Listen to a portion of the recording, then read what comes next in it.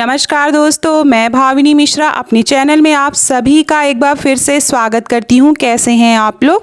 आशा करती हूँ आप सब स्वस्थ और सुरक्षित होंगे। आप सभी को संतान लक्ष्मी व्रत की बहुत बहुत शुभकामनाएं। इस वीडियो में मैं आपसे शेयर करने जा रही हूँ संतान लक्ष्मी की संपूर्ण व्रत कथा और इसका महत्व बताऊंगी, तो वीडियो के साथ बने रहिएगा। संतान सप्तमी को भाद्रपद मास की सप्तमी तिथि शुक्ल पक्ष में मनाया जाता है। इस दिन भक्त भगवान शिव और माता पार्वती की पूजा करते हैं और अपने बच्चों के लिए आशीर्वाद मांगते हैं और इसलिए इसका नाम संतान सप्तमी पड़ा है।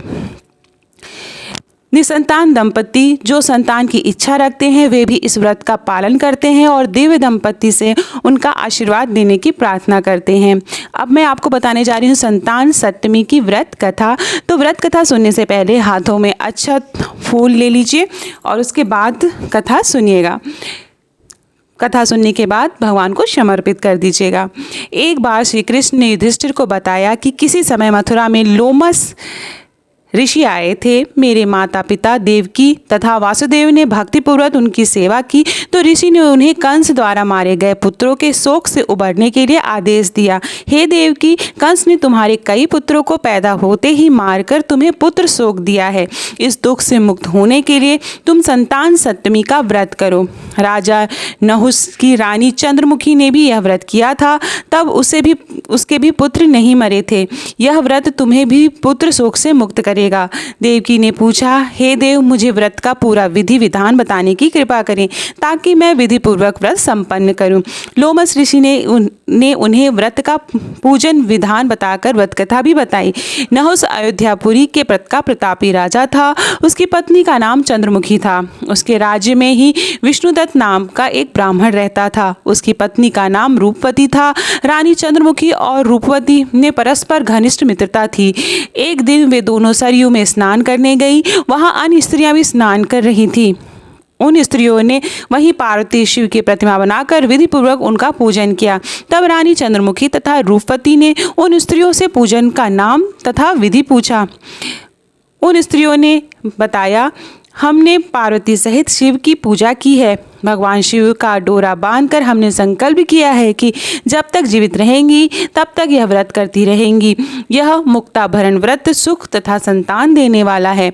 उस व्रत की बात सुनकर दोनों सखियों ने भी जीवन पर्यंत इस व्रत को करने का संकल्प करके शिव के नाम का डोरा बांध लिया, किंतु घर पहुंचने पर वे संकल्प को भूल गई। फलतः मृत्यु के पश्चात रानी वानरी तथा ब्राह्मणी मुर्गी की योनि में पैदा हुई। कालांतर में दोनों पशु योनि छोड़कर पुनः मनुष्य योनि में आई। चंद्रमुखी मथुरा के राजा पृथ्वीनाथ की रानी बनी तथा रूपवती ने फिर एक ब्राह्मण के घर जन्म लिया।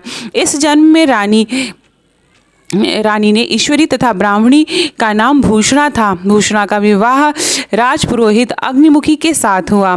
इस जन्म में उन दोनों में बड़ा ही प्रेम था।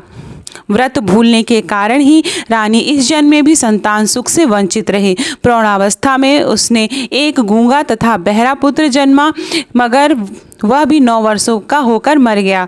भूषणा ने व्रत को याद रखा था, इसलिए उसके गर्भ से सुंदर तथा स्वस्थ 8 पुत्रों ने जन्म लिया। रानी ईश्वरी के पुत्र शोक की संवेदना के लिए एक दिन भूषणा उससे मिलने गई।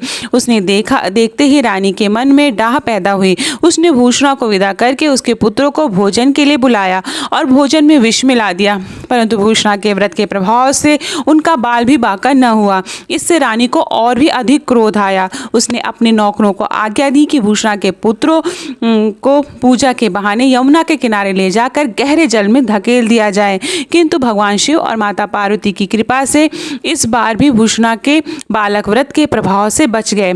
परिणामतः रानी ने जल्लादों को बुलाकर आज्ञा दी कि ब्राह्मण बालकों को वध स्थल पर ले जाकर मार डालो, किंतु जल्लादों द्वारा बेहद प्रयास करने के बाद भी बालक मर न सके।